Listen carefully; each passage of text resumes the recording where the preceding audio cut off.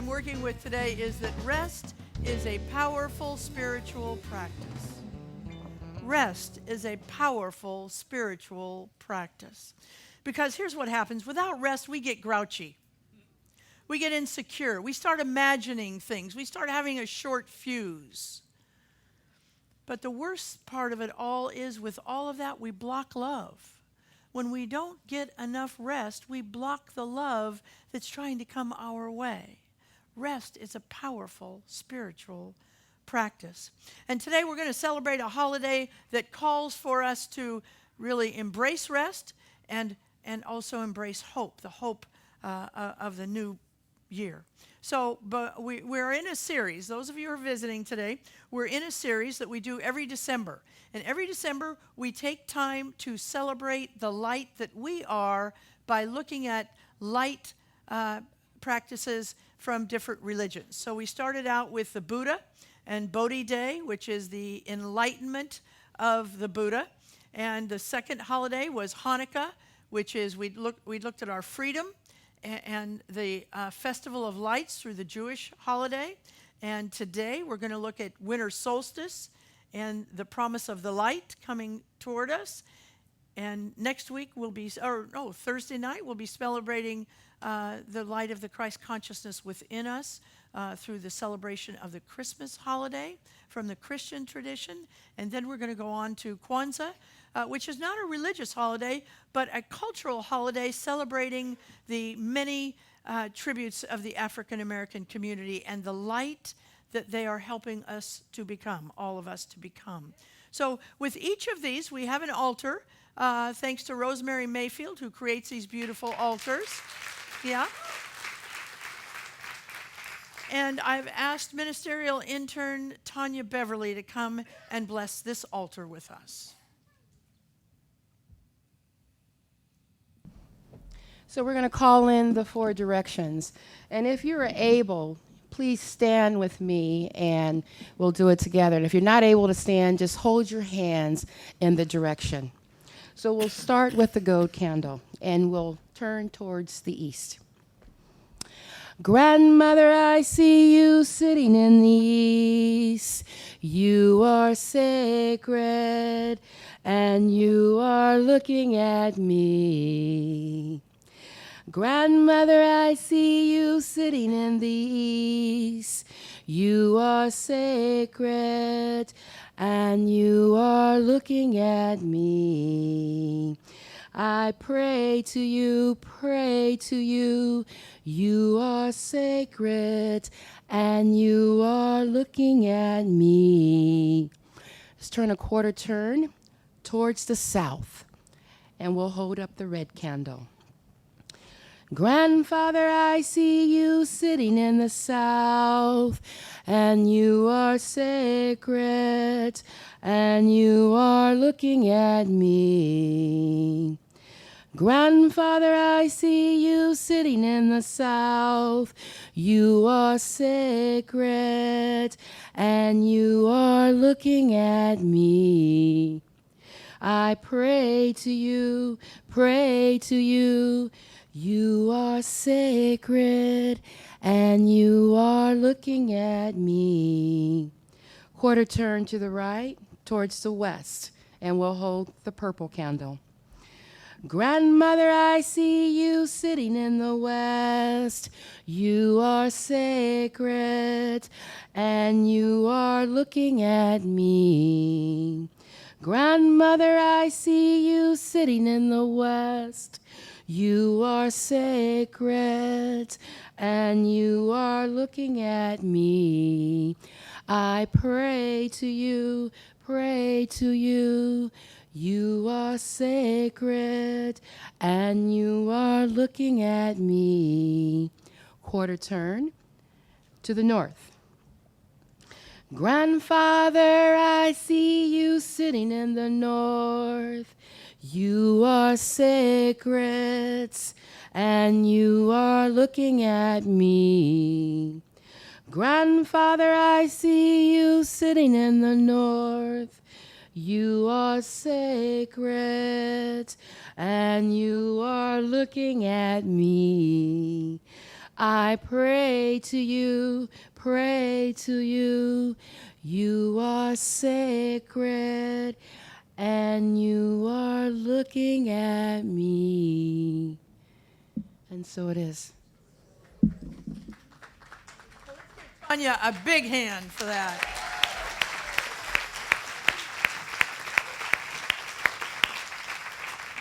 I called Tanya on Friday. This is the commitment that our ministerial interns have to this church. I called her on Friday afternoon. I said, Tanya, I forgot to ask somebody to sing the blessing over the Winter Solstice altar. Would you take care of that for me? And she said, Reverend Georgia, I don't really sing. And I said, well, I know you can figure all that out. Bye-bye now.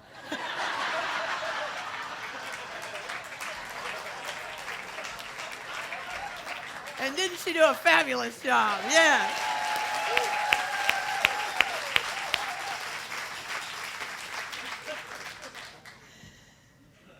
So I want to be up front, as I am every single year. This is a pagan holiday, and it is filled with spiritual nourishment. It's not a religious holiday. It's a spiritual holiday. Winter solstice gives me the opportunity to talk about this word pagan every single year. And every single year I'm going to take this opportunity because if you are like me and you grew up in a Christian household, the word pagan has a lot of baggage with it. Somehow we've misunderstood this word and we think it has something to do with devil worshiping. Look, devil is a Christian concept. It is not a pagan started way before Christianity came into being, and they have no interest in worshiping any devils.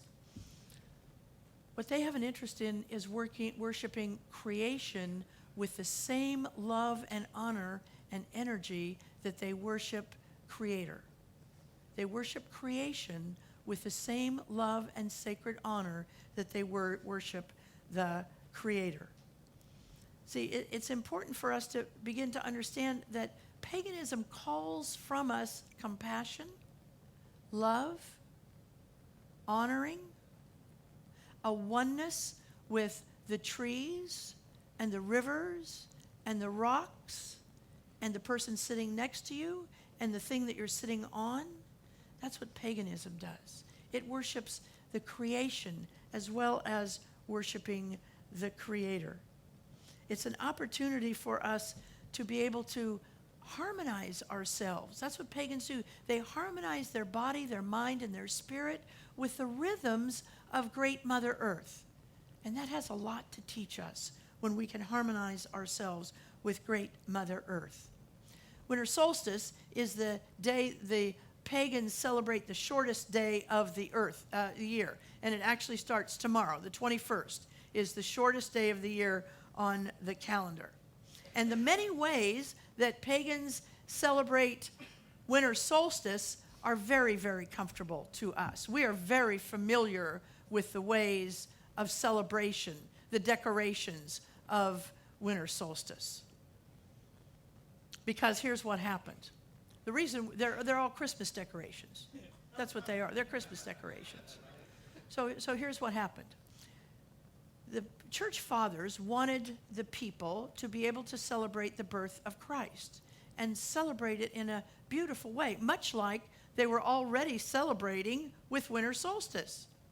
And so they said, well, even though many credible church theologians will say that Jesus was born in July or August, but the church fathers weren't going to let that interrupt them. So what they said was, they said, look, here's what we'll do. They already have a fabulous celebration that they love doing. Let's just move the birth over into this time of year. And so it'll all be happening easily. And so that's what happened. And it was good. It was smart. You know, we can get mad at them, but it was actually a very smart thing for them to do. Because the people loved taking their wheels off the wagons during the snowy time. The wagons weren't going anywhere, and so they would take the wheels off the wagon and they would decorate it up and put it on their front door. That's how we got wreaths. They loved bringing the evergreen trees in from the fields and putting candles on them because it signified that even though it's the dark time, light was on its way. They loved having the father of the house take out his knife and carve a sun in the Yule log to symbolize the sun time is coming back. They love that. And so those became the decorations, not only of winter solstice, but of Kwanzaa as well. And all of it promises for us what our choir song says. Hold on. You know that song the choir sings? I love that song. Hold on. Better days are coming. Hold on. The sun is coming back. That's what winter solstice, the decorations are all about. But you cannot grow into the light without spending some time in the dark time. Some time in the darkness. And by darkness, I don't mean what St. John of the Cross calls the dark time of our life or the miserable time of our life. I'm not talking about that kind of a darkness. I'm talking about stillness. I'm talking about being still, not running around. That's the kind of darkness that I'm talking about, that allows us to rest. See, the seeds of our lives, the seeds of our dreams, they cannot grow unless they spend some time undisturbed in the dark, in the dormant time, in the restful time in our lives. How often do we allow ourselves to rest, especially this time of year? We're all running around. Do we have enough presents? Do we have enough food? Do we have enough gas in the car? Do we have enough this? We have to get the kids here and there and everywhere. How often during this time, especially in December, do we allow ourselves to rest? There's a South American story that I tell sometimes this time of year. It's a tribe of South American nomads, and they just wander around. That's their job. They wander around. They wander around and see things happening. They wander and they wander and they wander and they wander, and then at some point, without talking to each other, they stop. And they build camp. And they rest. And so someone once asked them, some scientist once asked them, why did you pick this time in this place? And they said without hesitation, they said without trying to get consensus among each other, we stopped at this time, in this place, for our souls to catch up with us. We need to stop at times and let our souls catch up with us in the restful time. See, the gift of winter solstice is we can recapture the winter of our being, the quiet of our being. There's a wonderful book written by a man named Wayne Mueller, and the book is called Sabbath. If you ever get an opportunity to read it, it's a wonderful exploration of the quiet, of the Sabbath of our soul. And in it he says this: we have lost the essential rhythm. Our culture invariably supposes that action and accomplishment are better than rest, and that doing something, anything, is better than doing nothing. Because of our desire to succeed, we meet these everlasting growing expectations, and we do not rest. Because we do not rest, we lose our way. We miss the compass points that would show us where to go. We bypass the nourishment that would give us succor. We miss the quiet that would give us wisdom. We miss the joy and love born of this endless delight. Poisoned by this hypnotic belief that good only comes through increasing determination and tireless effort, we can never truly rest. And for want of rest, our lives are in danger. Rest is a very powerful spiritual practice. Here in the dead of winter, in this time of quiet, we're speeding up. We're speeding up and running everywhere we go. Pagans invite us to embrace this dormancy and to not grow. Or I shouldn't say not grow. What I should say is not have growth that you can see. Because when our seeds are resting undisturbed in the stillness, growth is going on. There are those of us, myself included, who are trying to always figure out how to self-actualize, how to make ourselves better, how to improve our situation and our conditions in our lives. See, we're running around trying to prove to ourselves that we are whole, perfect, and complete. We don't rest. We don't sit down. We're always trying to do something. Read a self-help book, if nothing else, and we call that rest. No, I'm talking about just rest. Just sitting down, not cleaning out the garage, not getting ourselves all worked up about where the 49ers are right now. Just resting, just sitting down and resting in our lives. See, we have the mistaken belief that in order to be something, in order to be whole, perfect, and complete, we have to prove to somebody else that we are worthy of being whole, perfect, and complete. And unfortunately, when we do that, we mistakenly believe that we have to do something. We have to show something to be worthy of our divine inheritance. When the object is not to do something, it's to be something. And the be that we need to be is who we are.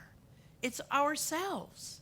It's the whole, complete, perfect representation of God on the planet. That's the be.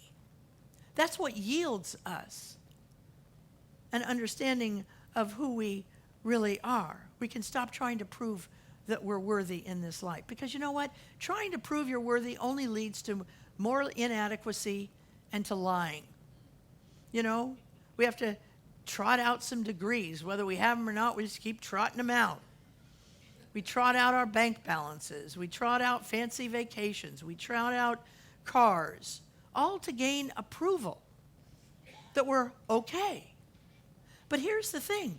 You are pre-approved right now for a great life.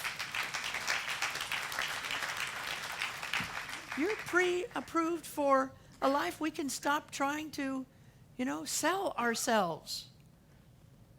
We can stop trying to say if we don't have the number of degrees we think we ought to have that we're not good enough. You're pre-approved.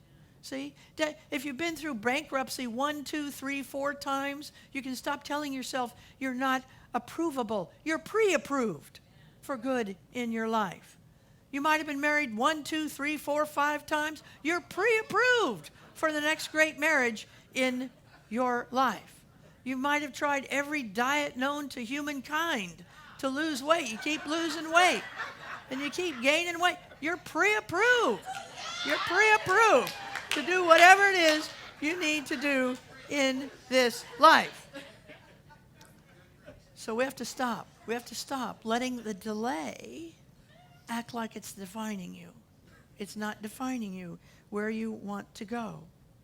See, we can honor this time of the shortest day of the year by ending the struggle, by ending efforting, by learning how to relax into the darkness, to create dormancy so our seeds can take root. And when they grow, they're strong, and they can't be pulled out so easily. Jesus knew how to rest.